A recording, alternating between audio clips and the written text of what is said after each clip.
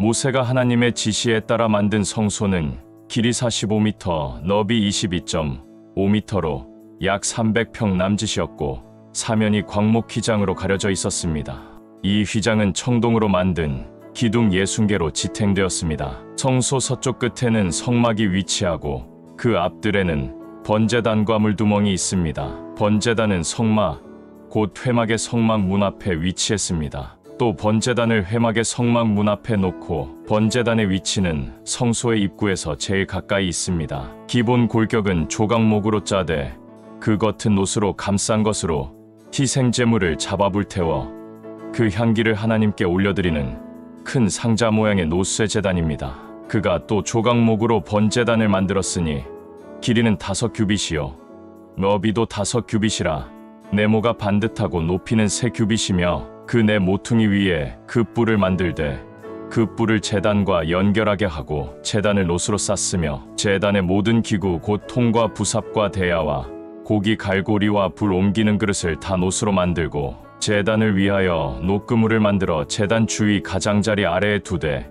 제단 절반에 오르게 하고 그 녹금을 네 모퉁이에 채를 꿰 고리넷을 부어 만들었으며 채를 조각목으로 만들어 노수로 싸고 제단 양쪽 고리에 그 채를 꿰어 매게 하였으며 제단은 널판으로 속이 비게 만들었더라. 번제단과 함께 성소의 마당에 위치한 물두멍의 모양과 역할에 대해 간략하게 알아보겠습니다. 물두멍은 제사장들이 제사를 위하여 자기 몸과 제물을 씻는 청동 물두멍이입니다. 위치는 번제단과 성막 사이입니다. 여호와께서 모세에게 말씀하여 이르시되 너는 물두멍을 노수로 만들고 그 받침도 노수로 만들어 씻게 하되 그것을 회막과 제단 사이에 두고 그 속에 물을 담으라.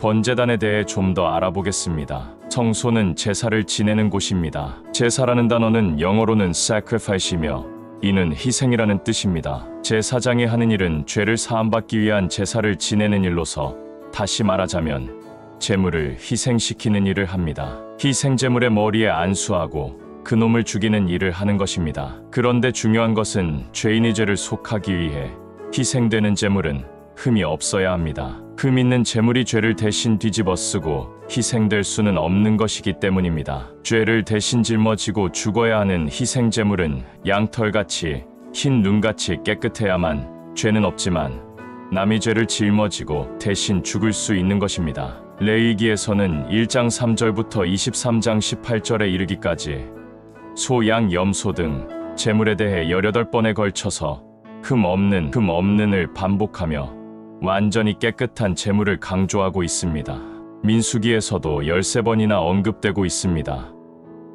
만일 기름 부음을 받은 제사장이 범죄하여 백성의 허물이 되었으면 그가 범한 죄로 말미암아 흠없는 수송아지로 속죄 제물을 삼아 여호와께 드릴지니 만일 족장이 그의 하나님 여호와의 계명 중 하나라도 부지 중에 범하여 허물이 있었는데 그가 범한 죄를 누가 그에게 깨우쳐 주면 그는 흠 없는 수염소를 예물로 가져다가 만일 평민의 한 사람이 여호와의 계명 중 하나라도 부지 중에 범하여 허물이 있었는데 그가 범한 죄를 누가 그에게 깨우쳐 주면 그는 흠 없는 암염소를 끌고 와서 그 범한 죄로 말미암아 그것을 예물로 삼아.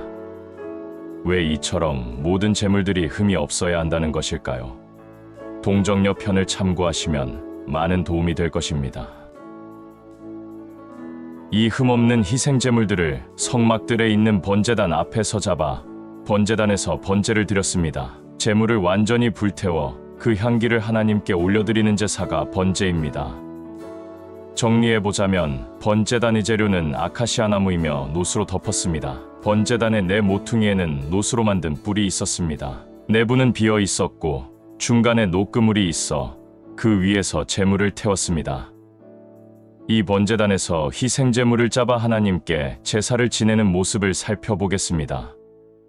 족장이나 평민이 속죄제를 드릴 때에는 죄인이 가져온 수염소나 암염소를 죄인인 본인이 죽인 후에 그 염소의 피를 제사장이 손가락에 찍어 번제단 뿔들에 발라서 죄를 지우고 그의 남은 피 전부는 번제단 밑에 쏟아버립니다. 만일 족장이 그의 하나님 여호와의 계명 중 하나라도 부지 중에 범하여 허물이 있었는데 그가 범한 죄를 누가 그에게 깨우쳐 주면 그는 흠없는 수염소를 예물로 가져다가 그 수염소의 머리에 안수하고 여호와 앞 번제물을 잡는 곳에서 잡을지니 이는 속죄제라. 제사장은 그 속죄 제물의 피를 손가락에 찍어 번제단 뿔들에 바르고 그 피는 번제단 밑에 쏟고 또 한 군데를 보겠습니다. 만일 평민의 한 사람이 여호와의 계명 중 하나라도 부지 중에 범하여 허물이 있었는데 그가 범한 죄를 누가 그에게 깨우쳐 주면 그는 흠없는 암염소를 끌고 와서 그 범한 죄로 말미암아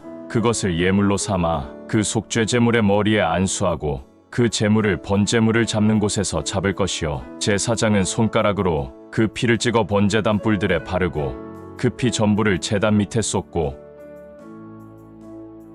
흥미로운 점은 번제단에서 지내는 속죄 제사의 공통점은 흠없는 이 생제물을 죽이고 제사장이 그 피를 번제단의 넷뿌리에 바른다는 것입니다.